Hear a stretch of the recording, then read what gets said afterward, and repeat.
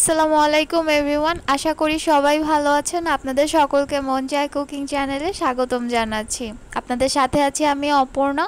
আজকে আমি আপনাদেরকে দেখাবো কিভাবে তৈরি করতে হয় চিকেন শাশলিক। চলুন কথা না বাড়িয়ে সরাসরি রেসিপিতে চলে যাচ্ছি। চিকেন শাশলিকের জন্য আমি এখানে বোনলেস চিকেন নিয়ে নিয়েছি 500 গ্রামের মতো। স্কোয়ার শেপ করে কেটে নিয়েছি। এটাকে ভালো মতো ধুয়ে পানি ঝরিয়ে রেখেছিলাম। এখন আমি চিকেনটাকে ম্যারিনেট করব। ম্যারিনেশনের জন্য আমি চিকেনটাকে একটা বাটিতে ট্রান্সফার করে নিচ্ছি। এখানে আমি এক টুকরা লেবু নিয়েছি। এই লেবুর পুরো রসটাই আমি এখানে ব্যবহার করব। এইটা যদি চামচের হিসেবে বলি তাহলে 1 টেবিল চামচের মতো। আর যদি লেবু বাসায় না থাকে তাহলে আপনারা সিরকাও ব্যবহার করতে পারেন। এখন আমি স্বাদ মতো লবণ দিয়ে দিচ্ছি। সয়া সস দিচ্ছি হাফ চা চামচের মতো। ওয়েস্টার সস দিচ্ছি হাফ চা চামচ। আদা গুঁড়া দিচ্ছি হাফ চা চামচ। রসুন গুঁড়া হাফ চা চামচ। গোলমরিচ গুঁড়া সেটা দিচ্ছি 1/4 চা চামচ। লাল মরিচ গুঁড়া দিচ্ছি হাফ চা চামচ। কাঁচামরিচের শুকনা গুঁড়া দিচ্ছি 1/4 চা চামচ। সরিষার তেল দিচ্ছি হাফ চামচের 1 চামচ আর 2 চামচ। টমেটো সস দিচ্ছি হাফ চা চামচ। এবার চিকেনটাকে ভালো মতো মশলার সাথে মাখিয়ে নিব। তারপরে একটা প্লাস্টিকের র্যাপার দিয়ে র্যাপ করে 30 মিনিটের জন্য অপেক্ষা করব যাতে চিকেনটা ভালো মতো ম্যারিনেট হয়ে যায়। আমি এখানে শাশলিক কাঠিগুলো 10 থেকে 15 মিনিটের জন্য পানিতে ভিজিয়ে রাখবো। এটা আমি এজন্য ভিজিয়ে রাখবো, শাশলিক কাঠিগুলো চুলায় যখন ভাজতে যাব না হলে সেটা আগুন লেগে যেতে পারে অথবা পুড়ে উঠতে পারে কাঠিগুলো।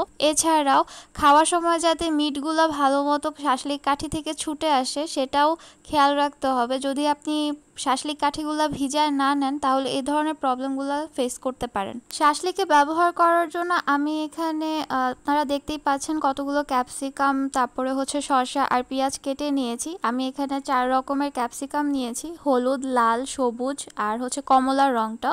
আপনারা চাইলে শাশলিকে ব্যবহারের জন্য অন্য সবজিও ব্যবহার করতে পারেন, যেমন গাজর অথবা টমেটো। গাজরটা খুব একটা সিদ্ধ হয় না শাশলিকের মধ্যে, আমার ভালো লাগে না, তাই আমি ইউজ করছি না।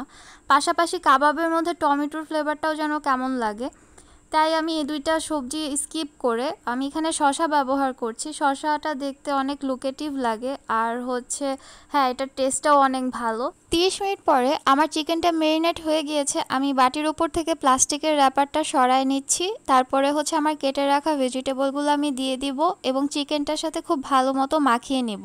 একটা কথা বলে রাখি, অনেক সময় বাসায় অ্যাভেলেবেল কালারফুল সবজি নাও থাকতে পারে, সেক্ষেত্রে আপনি জাস্ট চিকেন আর অনিয়ন মিক্সচার করে কিন্তু শাশলিক তৈরি করে বাসায় এর স্বাদ উপভোগ করতে পারেন। আমার কাছে ক্যাপসিকাম নাই বা আদার্স কোনো সবজি অ্যাভেলেবেল নাই বলে যে আমি এখন শাশলিক খাবো না, বিষয়টা কিন্তু এরকম না। মাশাআল্লাহ, আমার মাখানো হয়ে গিয়েছে। কালারটা এত কিউট লাগতেছে, মনে হচ্ছে এখান থেকেই খাওয়া শুরু করি, কিন্তু না, এখনও রান্না বাকি আছে। চলুন নেক্সট প্রসিজারে চলে যাচ্ছি। এবার সব কিছু শাশলিক কাঠিতে গেঁথে নিব। এটা আপনি আপনার মতো মনের মাধুরী মিশিয়ে করবেন। সব কালারগুলো, ক্যাপসিকাম, তারপরে হচ্ছে চিকেন, সব কিছুর একটা কম্বিনেশন করে মনের মাধুরী মিশিয়ে আপনি আপনার শাশলিকগুলো তৈরি করে নেবেন। আমি একটা করে দেখাচ্ছি, বাকিগুলোও আমি সেমভাবে করে নিব। শাশলিক তৈরি করা হয়ে গিয়েছে, আমার এখানে 8 পিস শাশলিক হয়েছে। এগুলাকে এখন চুলায় নিয়ে ভাজতে হবে, কিন্তু ভাজার আগে আমাকে একটা শাশলিক স্পেশাল সস তৈরি করে নিতে হবে। চলুন আগে সেটা তৈরি করে নিই। এখন একটা বাটিতে আমি টমেটো কেচাপ নিচ্ছি 3 টেবিল চামচ, সয়া সস নিচ্ছি 2 টেবিল চামচ, হাফ চা চামচ চিনি দিব। এবার এটাকে ভালো মতো মিশিয়ে নিব। আর হট অয়েল দিয়ে দিচ্ছি 1 টেবিল চামচ। আপনাদের বাসায় যদি অ্যাভেলেবেল হট অয়েল না থাকে তাহলে র্যান্ডম যে কোনো অয়েল আপনারা ব্যবহার করতে পারেন। হট অয়েলের টেস্টটা যেমন আসবে অন্য অয়েলে হয়তো আসবে না, কিন্তু খারাপও আসবে না, আপনারা দিতে পারেন। আমি সাজেস্ট করব সরিষার তেলটা ব্যবহার করতে, এটা অনেক ভালো একটা ফ্লেভার অ্যাড করে শাশলিকের মধ্যে।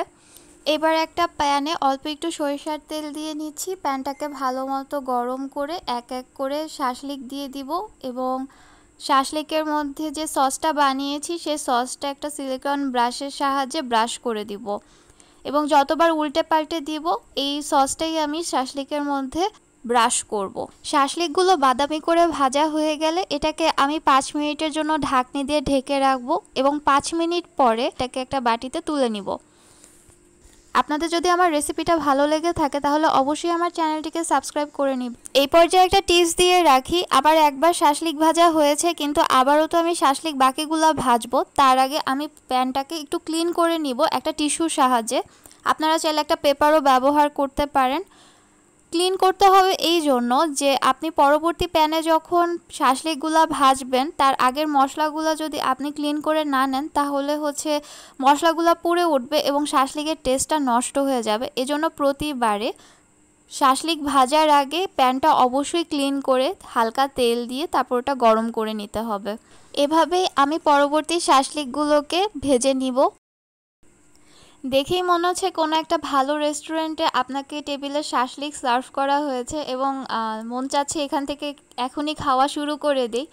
আমার তো ধৈর্য কুলাচ্ছে না, আমি তো এখন খাবো। আপনারাও বাসায় তৈরি করে খাবেন এটা এবং আমাকে অবশ্যই জানাবেন কেমন লাগলো। এখন তাহলে আসি, আল্লাহ হাফেজ।